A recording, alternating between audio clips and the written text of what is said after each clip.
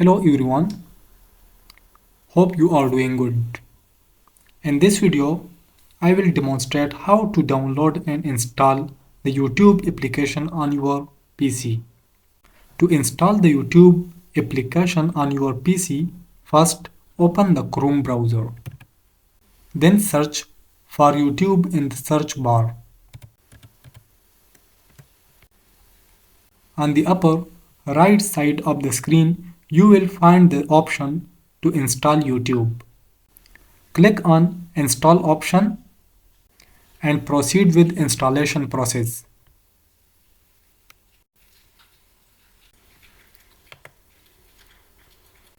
Once installed, you will find the YouTube application in the taskbar. That's how you can download and install YouTube on your computer. Hope you found this short tutorial helpful. Thanks for your time.